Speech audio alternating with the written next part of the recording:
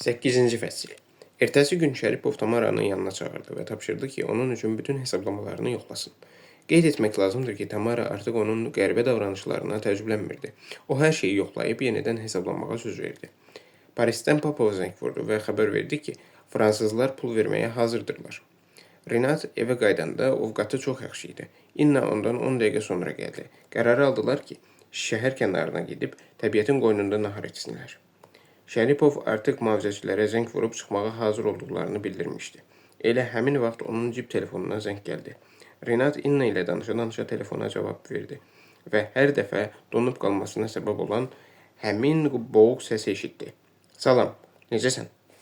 Tanış səs soruşdu. Sağ olun, pis deyiləm. Renat artıq özünü bu dəhşətli səsdən qorxmamağa alışdırmışdı. Zəng vurdum ki, səni xəbərdar edim. Gulüşenko davam etdi. Məndə olan məlumata görə ayağını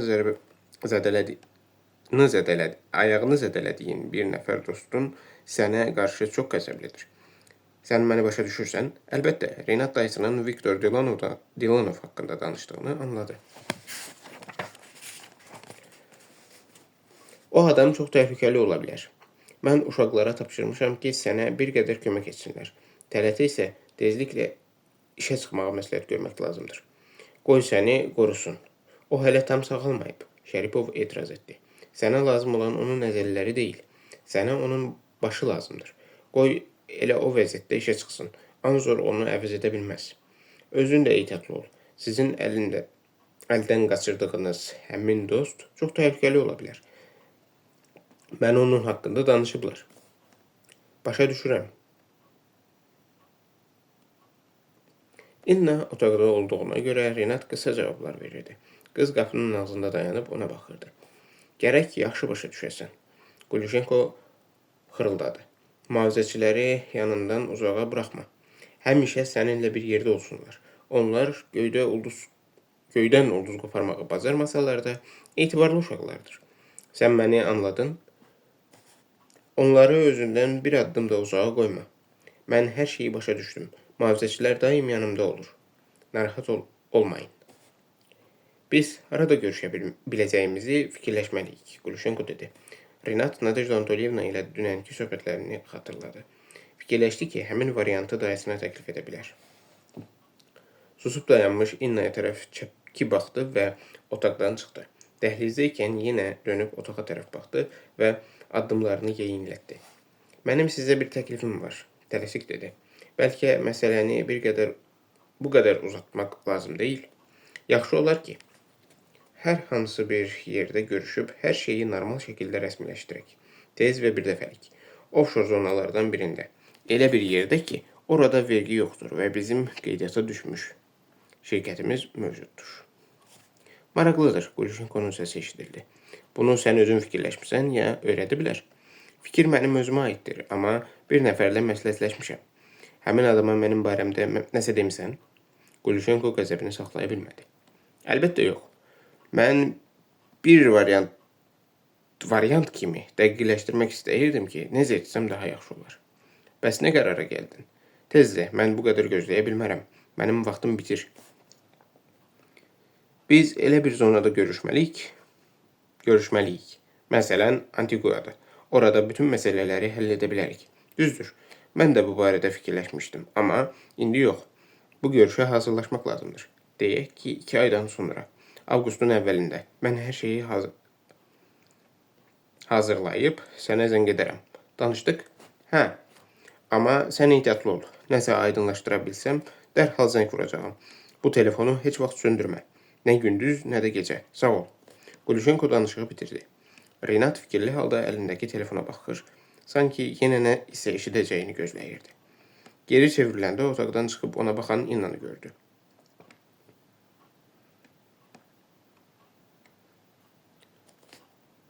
Danışan kim idi? Qız xəbər aldı. Bir tanışım. Renat telefonu cibinə qoyub cavab verdi. Mənə elə gəldi ki, sən qorxdun, İnna dedi. Hətta telefonda özünə haqq qazandırmağa çalışırdın. O kim idi? Qız yenə soruşdu. Dedim axı, tanışlarımdan biri. Renat səsini qaldırdı. Qışqırma, İnna xahiş etdi. Bu telefon zəngi mənim xoşuma gəlmədi. Sənin üzündəki ifadə də. Sənin üzündə heç vaxt belə ifadə olmayıb. Hətta sənə atəş açılanda belə. İndi isə yaranıb. Sən haqlısan. O adam zəng etdiyi üçün ürəkdən sevinə biləcəyim adamlardan deyil. Lakin heç də həmişə xoşumuz gələn şəxslər bizə zəng vurmur. Hərdən çox pis adamlar da bizi axtarır. İndi zəng edən də pis adamdır. Hə, çox pis adamdır. O səndən nə istəyir? Məni azad etmək istəyir. Başa düşmədim. O məni bir il boyunca yaşadığım dəhşətdən qurtarmaq, mənim maliyyə vəsaitimin idarə olunmasını öz üzərinə götürmək və məni bütün öhdəliklərdən tamamilə azad etmək istəyir. Bu sənin də xoşbəxtliyin üçündür. Mən heç nə başa düşmədim. İnna aramla təkrarladı. Ancaq nə üçünsə qorxdum. Bu zəngdə həmin naməlum adam da mənim xoşuma gəlmədi. Sənin üzündəki ifadə xoşuma gəlmədi, Renat. O ifadə mənim özümün də xoşuma gəlmir. Renat boynunu aldı. Gəl daha bu barədə danışmayaq. Söz verirəm ki, o adam yaxın vaxtlarda daha bizə zəng etməyəcək. Onun ağlına da gəlməz ki, bu telefon zəngi bütün həyatını alt-üst edəcək. Bir il bundan əvvəl Plavnikin hüquq şirkətindən edilən bir telefon zəngi bütün həyatını dəyişdirdiyi kimi.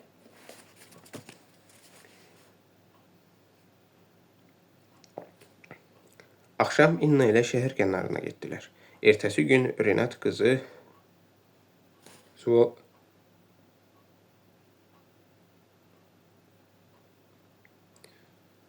Suvaremnikə, Moskva şəhərində dövlət teatrı, yeni tamaşanın premyerasına apardı. İnna çox xoşbəxt idi. Hətta onları hər yerə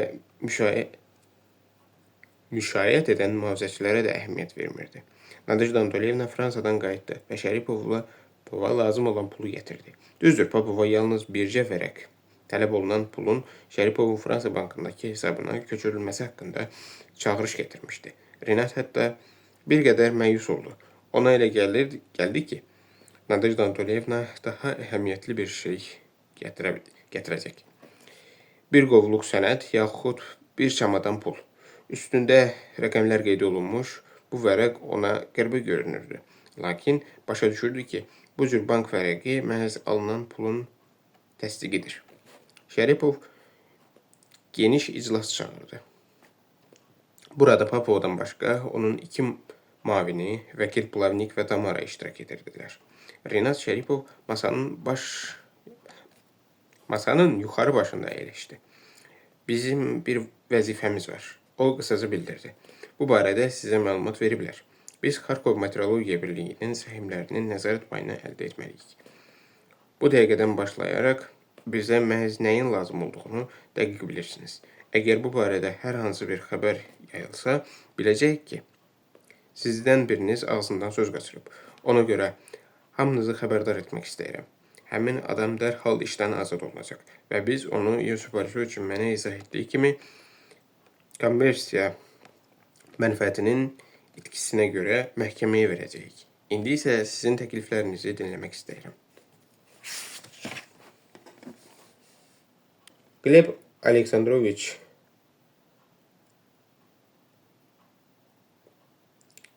Kormiltsev Astor şirkətinin maliyyə üzrə direktoru həm də Papovanın mavini idi. Onun yaşı 40-ı keçmişdi.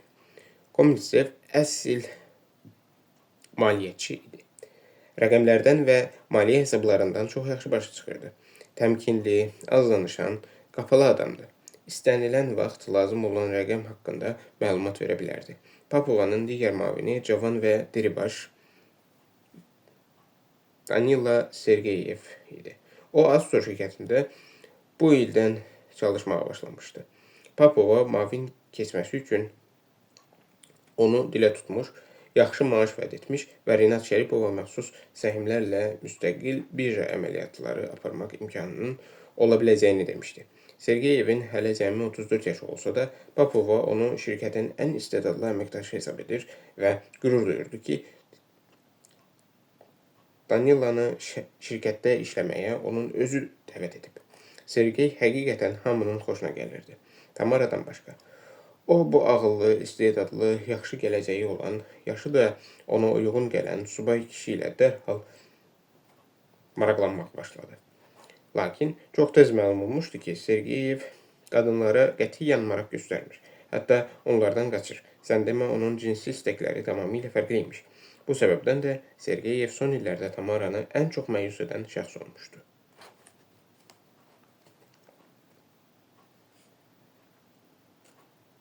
Biz artıq fəaliyyət strategiyamızı fikirləşmişik. Nadejda Anatolievna sözü başladı. Qarşımızda çətin bir tapşırıq var. Bir tərəfdən çox böyük səhm payını satın almalıyıq. Səhmdarların heç birində bu qədər səhm yoxdur. Digər tərəfdən bunu elə etməliyik ki, qiymətlər qalxmasın. Çətin və demək olar ki, həlli mümkün olmayan məsələdir. Lakin düşünürəm ki, bizim istəyimiz, təcrübəmiz və fransızlardan ala bildiyimiz pul uzaq gələcəkdə qarşımıza qoyduğumuz məqsədə nail olmağımıza imkan yaradacaq. Üzr istəyirəm, Renat onu anlamadı. Necə yəni uzaq gələcəkdə? Mən mümkün qədər tez bir zamanda əldə etməli olduğumuz nəzarət payından danışıram. Ən çox 1 ay ya da 2 aya. Ondan gec olmamalıdır. Bu mümkün deyil. Gleb Aleksandroviç içini çəkdi. Əgər hər hansı konkret bir səhmdar belə böyük səhm payına malik olsaydı, biz onunla danışıb razılığa gəlməyə və hətta bir həftə ərzində sövdələşməni həyata keçirməyə çalışardıq. Lakin bu qədər çox sayda xırda əmanətçi varsa və konkret satıcı yoxdursa, bunu həll etmək asan olmayacaq. Üstəlik Nadejda Anatolievnanın dediklərindən belə başa düşdüm ki, bizim böyük səhm payına sahib olan çox görünməz, xoşagəlməz rəqibimiz var. Mən sizin Ukraynadakı qohumlarınızı, Qulşenko qardaşlarını nəzərdə tuturam. Belə əməliyyat üçün 1 ay real müddət deyil. Səhmləri kifayət qədər ehtiyatla almaq, həm də bu zaman ajataj yaratmamaq üçün bizə 5-6 ay vaxt lazımdır. Bu daha real müddətdir. Yox, Şəripov sərt şəkildə etiraz etdi. Mənim 5-6 ay vaxtım yoxdur. Səhmlərin nəzarət payı mənə mümkün qədər tez lazımdır. Biz səhmləri qısa müddətdə və ardıcıl olaraq almağa başlasaq, onların qiyməti 2-3 qat yüksələ bilər. Gleb Aleksandroviç xatırlatdı. O halda hətta indi əlimizdə olan pul da səhmləri almaq üçün kifayət etməyəcək. Bu sizin qəti fikrinizdir. Təəssüf ki, maliyyə işlərində möcüzələr olmur. Hər şeyi hesablamaq mümkündür. Demək olar ki, hər şeyi, cənab Şəripov. Mən qorxuram ki, 1 ay kifayət etməsin. Əgər yalançı bir şirkət yaradılsa və səhmlərin satın alınması prosesi Ukraynanın özündə başlasa, əsas səhmdarları bir müddət aldatmaq mümkündür. Plavnik təklif etdi. Bəzən rəqibləri yanıltmaq üçün belə yoldan istifadə edirlər. Lakin bu cür yalançı şirkəti dərhal ifşa edəcəklər. Onun ömrü uzağı 1 ay ola bilər. Sonra risk etmək və qiymət artımına getmək lazım gələcək. Bu çox böyük riskdir. Babkova etiraz etdi. Həm də unutmayın ki, bu günlərdə Ukraynada hakimiyyət dəyişikliyi baş verə bilər. Renat üzünü turşutdu. Deməli, o sadəcə pis biznesmendir. Əgər xərcləməyi bacarmırsa, bu qədər pul onun nəyinə lazımdır? Belə çıxır ki, Tamara haqlıdır. Lakin köməkçisi susub oturmuşdu və bütün görkəmi ilə bu şübhəli oyuna baş qoşmaq istəmədiyini nümayiş etdirirdi. Başqa konkret təklif olan varmı? Renat xəbər aldı. Mənim təklifim var. Sergey gülümsəyərək bildirdi. O yaraşıqlı idi. Daim təmiz qırxdığı, nərd sifəti, iri alnı, düz burnu vardı. Bir qədər istehza ilə gülümsəyən nazik dodaqları yaraşığını azacıq yorlayırdı. Sergey 2 xarici dil bilirdi. Harvard Universitetini fərqlənmə ilə bitirmişdi. Gələcəkdə çox nüfuzlu menecer çevriləcəyi indidən bəlli idi. Bizim vəzifəmiz tamamilə aydındır. Elə etmək lazımdır ki, səhmlərin qiyməti bizim üçün əlverişli olmayan yüksək həddə çatanadək məqsədimiz tamamilə gizli qalsın, Sergey dedi. Yosif Borisoviç düz qeyd etdi. Belə hallarda adətən hansısa bir şirkət yaradılır və onun vasitəsilə səhmlərin satın alınmasına cəhd edilir. Zahirən həmin Ukrayna şirkətinin Astorla heç bir şəkildə əlaqəsi olmayacaq. Belə bir şirkət yeni oyuncu kimi əsas səhmdarların diqqətini cəlb etməkdən kifayət qədər qısa vaxt ərzində səhmlərin müəyyən faizini satın ala bilər. Doğrudur, Plavnik təsdiq etdi. Lakin belə bir şirkəti haradan tapaq? Ən başlıcası isə ona kim rəhbərlik edəcək? Mən, Sergey cavab verdi. Siz, vəkil təcrübələndi. Amma həmin şirkətin qeydiyyata alınması üçün bir neçə həftə vaxt gedəcək. Axı siz Ukrayna vətəndaşı deyilsiniz. Alınmaz, Papova əlavə etdi. Yeni şirkət dərhal digər səhmdarlarda şübhə edəcək. Hamı anlayacaq ki, bu yalançı bir günlük şirkətdir. Bazarda diqqəti yayındırmaq və səhmləri satın almaq üçün yaradılıb. Yoxlamalar başlayacaq. Şirkətin bir neçə gün əvvəl yaradıldığı aydın olan kimi, hamı onun nə məqsədlə ortaya çıxdığını anlayacaq. Üstəlik sizin haradan gəldiyinizlə də maraqlanacaqlar. Düzdür, Sergeyev yenə gülümsədi. Elə ona görə də təzə şirkət yaratmaq olmaz. Ancaq Belarusda mənim özümün kiçik bir şirkətim var. Ukraynada da qeydiyyatdan keçib. Çoxdan, 2 il yarım bundan əvvəl. Heç kim fikirləşməz ki, 2 il yarımdır bazarda fəaliyyət göstərən şirkət məhz belə bir məqsəd üçün səhmləri satın almaq niyyəti ilə yaradılıb. Bizə lazım olan qədər səhm əldə etdikdən sonra isə dərhal şirkətin ləğv olunduğunu, səhmlərin isə Astor şirkətinə verildiyini elan edərik. Maraqlı fikirdir, Plavnik mızıldadı.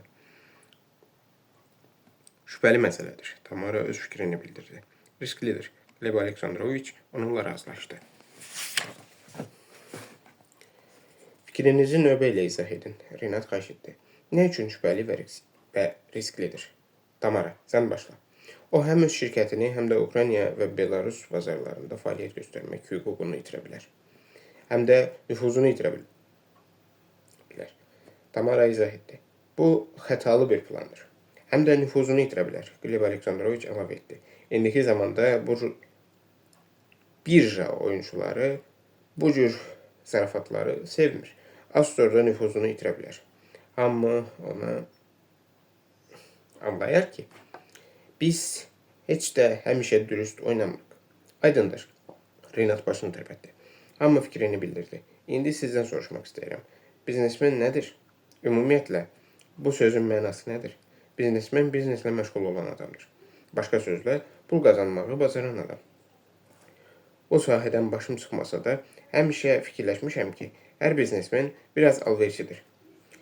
5 rubla alıb 10 rubla satır. Euronews kanalında iqtisadiyyatçı adətən necə reklam edirlər? 2 sual verirlər. Harada daha sərfəli satmaq olar? Hansı yolla daha sərfəlisini almaq olar? İstehsalatı 1 rubla təşkil etmək, məhsulu isə 2 rubla satmaq, yaxud ondan da baha. Malı daha ucuz qiymətə tapmaq və daha baha qiymətə satmaq. İstənilən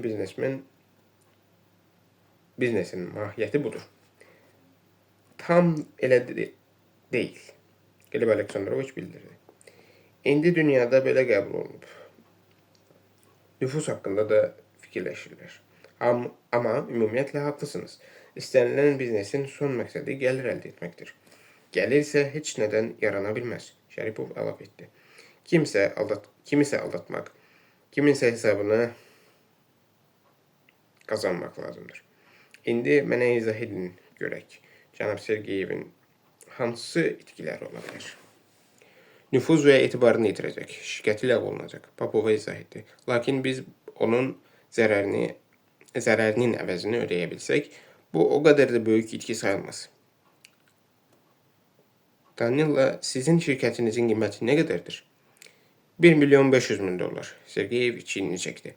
Hətta ondan da az olar. Biz onun itkisinin əvəzini verə bilərik. Nadejda Antolyevna razılıqla başını tərpətdi.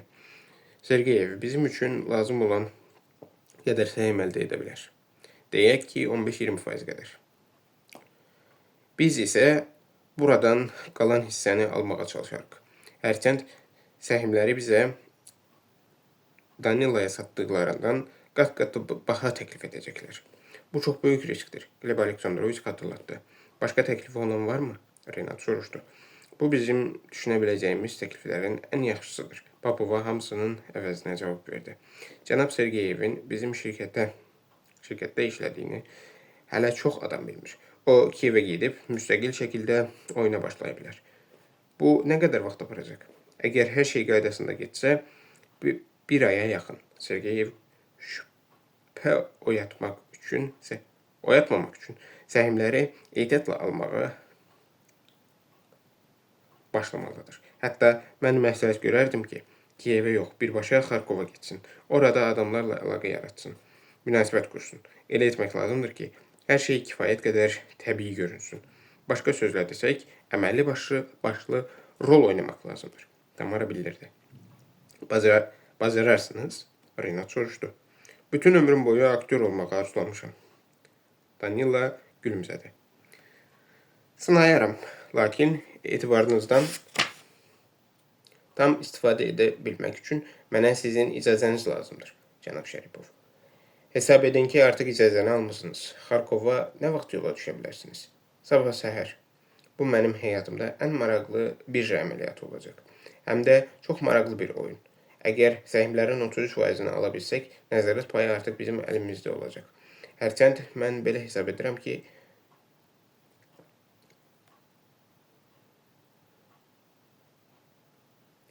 Nadia, üzr istəyirəm, Nadejda Antolyevna haqlıdır.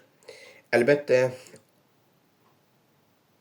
alınan səhmlərin yalnız ilk 15-20% şübhə oyatmayacaq. Sonra hər şeyi anlayacaqlar. Yenə də sınamaq lazımdır. Tamara üzünü tutuşdu. Bilirdi ki, Popova ilə onun mavini arasında dostluq və yoldaşlıq münasibəti var. Hətta Nadejdaya bir qədər qibdə də edirdi. Lakin onun fikrincə, cinsi cəhətdən maraq oyatmayan kişidən əsl dost ola bilməzdi. O, əmin idi ki, kişi ilə qadını həm də cinsi münasibət birləşdirməlidir. Ya da heç olmazsa bir-birinə qarşılıqlı maraq. O halda başlayırıq. Renat qərar aldı. Bəs burada vəziyyətimiz necədir? Biz səhmlərin heç olmazsa bir neçə faizini buradan alıb Sergeyevə kömək edə bilərikmi? Artıq müraciət etmişik. Gleb Aleksandroviç məlumat verdi.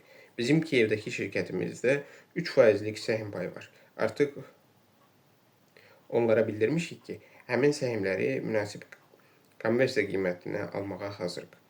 Hazırda danışıqlar gedir. 3%. Şəripov fikrə getdi. Bu çox azdır. Az deyil. Gleb Aleksandroviç razılaşmadı. Bu çox böyük sövdələşmədir, Renat Ravliyeviç. Həm də digər səhmdarları duyuq salmamaq və lazımsız səsküy yaratmamaq üçün ehtiyatlı olmalıyıq. O haqlıdır. Plavnik təsdiqlədi. Bu işlərdə gərək səbirli olasan və hadisələri sürətləndirməyə çalışmayasan. Yoxsa qiymətlər elə yüksək həddə çatar ki, biz heç nə edə bilmərik. Bəs əgər kimsə qiymətləri qaldırmaq üçün qəsdən hayküy yaradarsa, Renat maraqlandı. Axı şirkətin kapitallaşdırmasını bu yolla da artırmaq olar. Yoxsa haqlı deyiləm. Nəzərə alın ki, mən hələ öyrənirəm. Siz bacarıqlı şagirdsiniz, Popova gülümsədi. Əgər 51% toplaya bilsək, sizin fikrinizlə razılaşaram. Şəripov iclasa yekun vurdu. Danila, sizə xüsusi olaraq təşəkkür etmək istəyirəm. Bu oyunumuzun nəticəsindən asılı olmayaraq. Sadəcə sizin düşüncə tərziniz mənim xoşuma gəlir. Maraqlı adamsınız. Ümid edirəm ki, belədir. Sergeyev mızıldandı. Özüm üçün də maraqlıdır. Görüm bundan bir şey çıxacaqmı? Hamı otaqdan çıxdı. Kabinetdə yalnız Yosif Borisoviç Plavnik qaldı. Renat maraqlı ona baxdı. Mənə nəsə demək istəyirdiniz? Hə, siz bunu nə üçün edirsiniz? Yoxsa yenə hansısa planlarınız var? Ya da bəlkə mənim bilmədiyim hansısa sənədlər ortaya çıxıb? Ortaya heç nə çıxmayıb. O halda bu təhlükəli oyundur. Yosif Borisoviç köks ötürdü. Üzr istəyirəm, lakin mən sizi xəbərdar etməyə borcluyam. Və mən hər şeyi bilirəm. Natiqlik istedadınızı sərf etməyinizə ehtiyac yoxdur. Mən sizin nə deyəcəyinizi əvvəlcədən bilirəm, lakin artıq qərarımı vermişəm. Nadejda Antolyevna ilə Tamarada məni fikrimdən daşındırmağa çalışırdılar. Amma heç nə alınmadı. Aydındır, Plavnik başını tərpətdi. Mən daha sizə lazım deyiləm ki. Lazımsınız, həm də çox lazımsınız.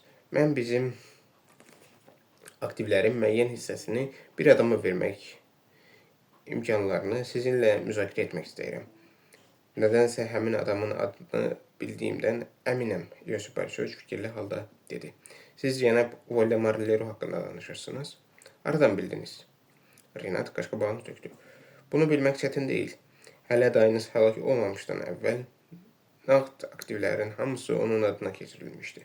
Sizin mümkün şəxsi hesablarınız da elə həmin naməlum Belçika vətəndaşının xeyrinə olaraq bağlanmışdı.